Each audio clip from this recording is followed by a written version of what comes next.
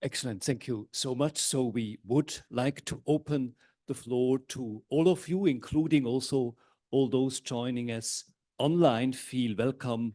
Drop your difficult questions on the chat room. And please, what would you like to ask either Professor Thierry Meynard or Professor Nevia Dolcini? Again, many thanks for your nuanced analysis. Well, thank you both for the presentations. The question is mostly for Professor Meynard, but possibly Professor Dolcini will have something to say about it. I was very struck in the early parts of the presentation to hear about the date of the letter in which Ricci for the first time expresses his changed view about the rites. And what struck me about it was that it was so close towards the end of his life, about 5 years. So the question is, what was his attitude prior to that? And is it possible that it was closer to the attitude of Longobardo and the materialist atheist interpretation? If so, that would explain the otherwise puzzling fact of the extreme jump from Ricci's view to the view that was adopted after Longobardo, which, as you've noted, is very difficult to explain given their close proximity. Yes, perhaps I could say that I think it was a very difficult question for Matteo Ricci. I think in the beginning, in fact, his thinking was to say that people convert to Christianity, and we see that was Christian, Chinese Christian will continue to do the ritual to the ancestor. So he was hoping, probably in his mind, that they will, little by little, they will stop practicing those rituals, because I think he had some reservation. And what he expressed at the end of his life is that he started to change attitude, to give, to allow the Christian to perform. So he said probably he did not, I think it's more than a kind of a tacit or silent authorization. Probably he understands that those rituals are good. And so it is encouragement. And so because of that, the literati now, they want to come to see him, to discuss with him. So because if he stay only silent about those rituals, that will be very negative for the Chinese people. So I think it was something which happened in 1605, because he said that now, since they have allowed the Chinese Christian to perform those rituals. So, of course, I don't think they did the rituals inside the church. But Matteo Ricci probably he went to attend some rituals into perhaps ancestral hall of some Chinese Christian. He went there, and so he appreciated, and so that changed the attitude. And so. But before, I think it was a lot of perhaps suspicion or very, but I think he did not have probably a definitive answer, and so yeah. But I don't think he had the idea that it was materialistic, because that really was developed later by Longobardo. Well, maybe you could touch one point. You raised, Professor Dolcini, concerning reservation of Ricci towards Buddhism, Taoism, because actually the thesis, a provocative thesis of the founder of the Ricci Institute, Yves Raguin, said, well, this is true, he had his reservations, and therefore the rights controversy could be seen as a positive effect, because it liberated Christianity from a straitjacket of Confucianism. See, so in a sense, I would sincerely believe this founder, Yves Raguin, went beyond Ricci. So in terms of dialogue with also Buddhism and other religions in China. So would you also like to react on this provocative thesis? Yeah, of course. I mean, I understand Father Yves Raguin's comment that he say, of course, we were liberated, but this liberation, in fact, came very late because at the time of Ricci, of course, for 100 years or 150 years, the Jesuits promoted Confucianism. But once Confucianism was condemned by the Vatican, in fact, the Jesuits did not open to other traditions, to Buddhism or Taoism, but somehow the kind of dialogue with Chinese culture was a bit stopped, I should say, even if some individual continued, like the figurist. But so it's only in the 20th century that really we went beyond a narrow understanding of Confucianism. And I think today it's very important in the revival of Confucianism today.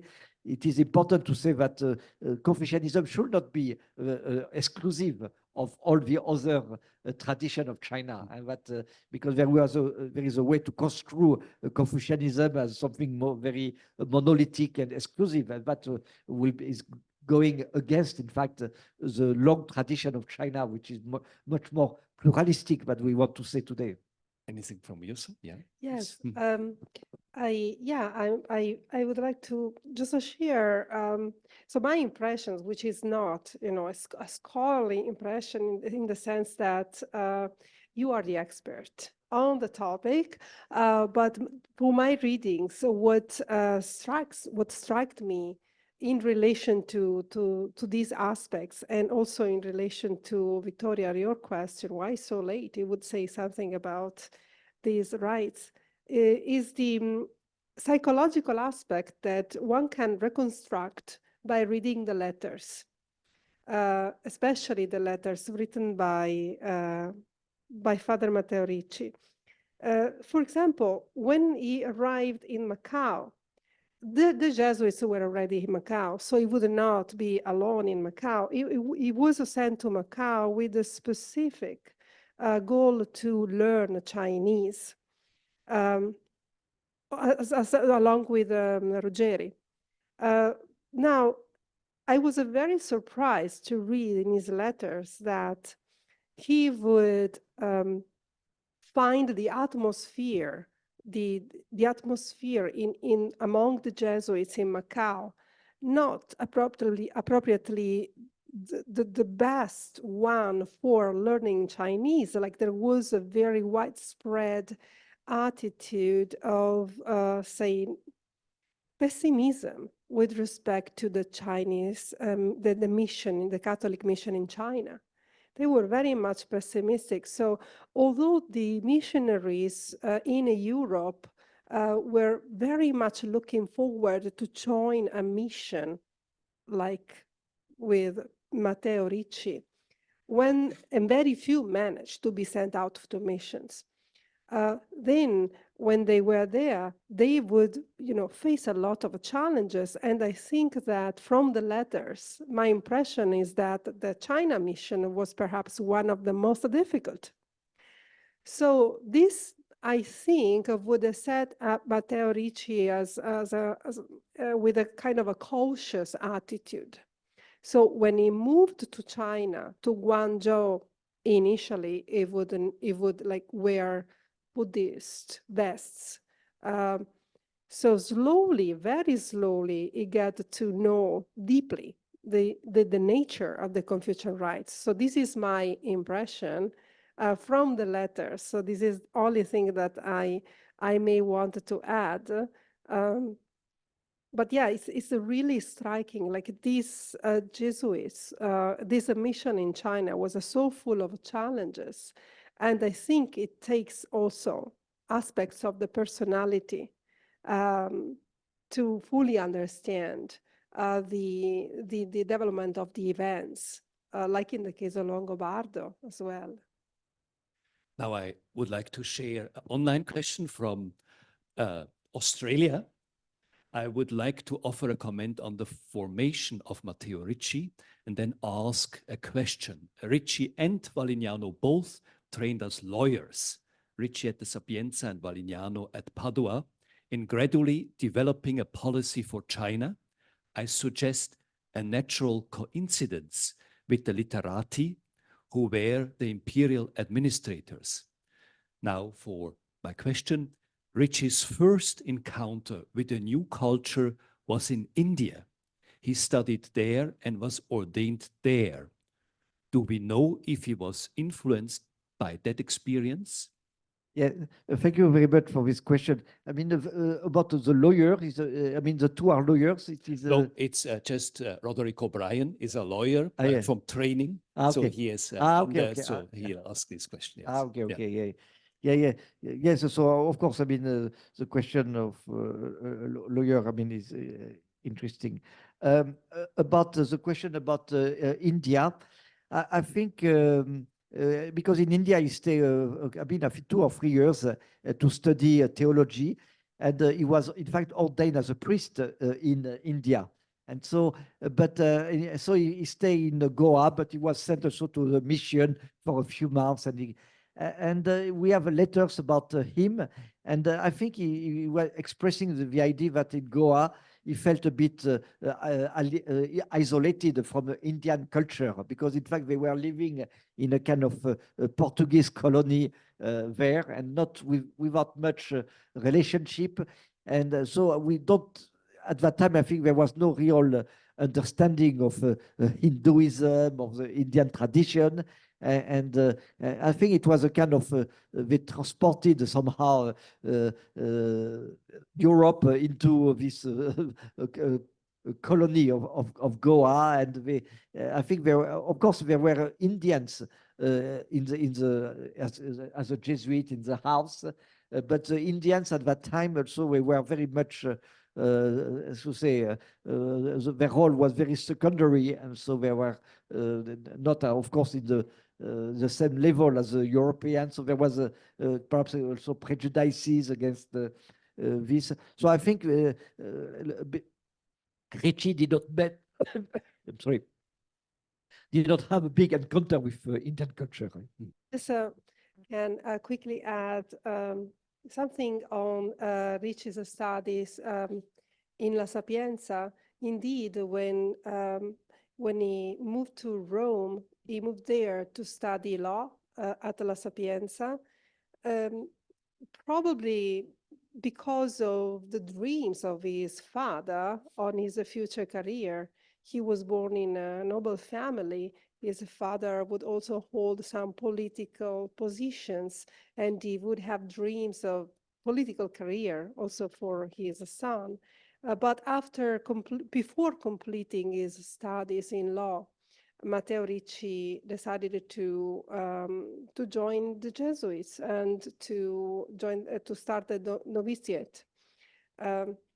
So his studies in law stopped there. One anecdote which I find very, very funny is that when his father knew that he wanted to join the novitiate, he promptly decided to travel from Macerata to Rome to stop his son. But then, after just a few miles in a little town called Tolentino, which is really 10 minutes away from Macerata, he fell ill with a very high fever, and he considered it to be a sign from God that his son should be, left free to continue his life with the Jesuits. Okay, thanks. Then just another question to Professor Meynard. Are you aware about any conversation or dialogue between Matteo Ricci and Xu Guangqi regarding the essence and understanding of the Confucian rites? That's a tough one. Yeah, yes, I think we don't have a real records on that. I mean, the only thing we know is that Longobardo made interviews with Xu Guangqi and Yang Tingyun and the other. So we have a kind of records on the question. But there were, I think, there were discussion, of course, between between Xu Guangqi and Matteo Ricci, but we do not have records on that.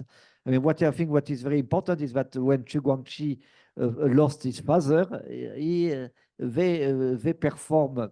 I mean, it was not they perform, of course, the funerals, and we have records of the funerals of the father of Xu Guangqi. And there were already some adaptation. They were using, of course, Catholic funerals, but already starting to make adaptation with Chinese culture. And so I think already we see kind of flexibility. Please, I want any question from the floor. Professor Franz Kastner from USJ, please. Thank you very much for this very interesting lecture and response. I was struck by at the end of your conclusion about this respect for ancestors, how to express it, how to understand it theologically. I think I agree completely with this. Is a challenge, how we understand this, how we live it. Is there any research after 1939 when there was a positive answer from the Vatican on this, that we can express respect in your Chinese culture to the ancestors? Is there any research or any study? Of course, it's a difficult time until now, but is there any follow-up on this? Or I have experience from in the parish, people pay for 1 month a mass for the ancestors, for the family, for a special occasion, 1 month, 30 days is quite a lot of money, of course, more than 2,000 mob. But is this a Confucian Catholic response to this bond, to this social bond, to express respect to the ancestors? Or just a question, what do you think? Yes, thank you very much, Father Gassner, about your question. I think in the 20th century, I think in Taiwan, they had made a lot of progress somehow to incorporate some elements of tradition. I remember in Taiwan, in many places, you see inside the church, at the entrance of the church, you have tablets with the names of the people who have passed away, and so you have elements like that. In Taiwan, also you can burn incense also in some churches, or you can also for the Chinese New Year, you have also rituals. But of course, in mainland China, I have never seen those rituals, because in mainland China, I believe in most of the places I have seen, they are more conservative on this side. They don't. So probably in Taiwan or in Hong Kong or Macau, perhaps you have more perhaps possibility of doing things more traditional, I believe. But perhaps in mainland China, because they want to keep things more completely aligned with Rome, so they don't allow themselves to this kind of adaptation. But I think, of course, there is one side is a practical adaptation, and the second side also is a theological thinking. I mean, how we have a new theology of sacraments also, which can help us to incorporate Confucianism. Please, Moritz Kuhlmann, please. Following question. It seems like at the heart of the rights controversy is the question, how does Catholic tradition or church relate to the guiding political ideology of the time? Is there something we can learn for today's situation? Catholic Church and the guiding political ideology of China today. So that's for both. Maybe shall we ladies first, or at least? Okay.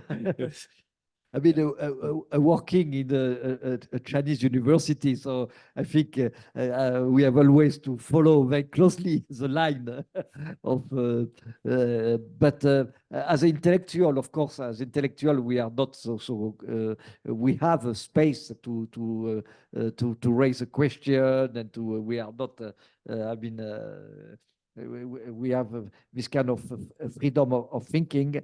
And so I think it is important, I mean, for both intellectual, but also for the religious, so that we are never aligned purely, completely into a system. At the same time, we have to recognize also the importance of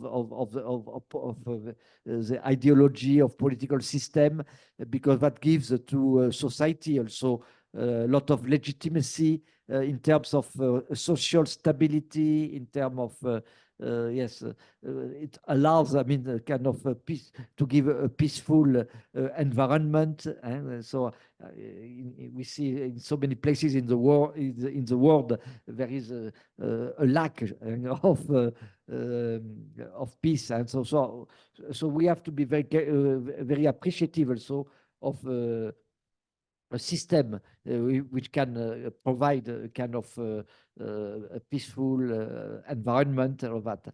At the same time, we have also, we should not be completely aligned with, so I think when Matteo Ricci, of course, came to China, he recognized that Confucianism was the ideology of the time, and so somehow he said that if Christianity has a future, he has to deal with Confucianism. So it's the same also in today's time. I mean, if Christianity also has a future in China, also he has to deal also with the political regime of China. He cannot go against, because that will be no end. Yeah.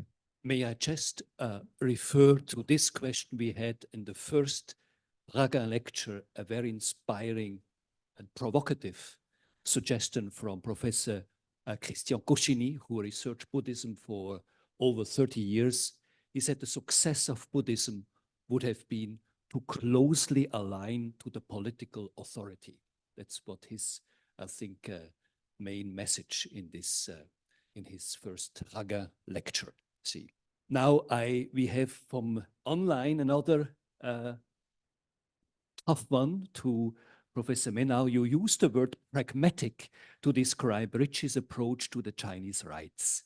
Can you elaborate on what you exactly mean by that? How does being pragmatic align with or differ from the strategy of accommodation often used to characterize Ricci's approach?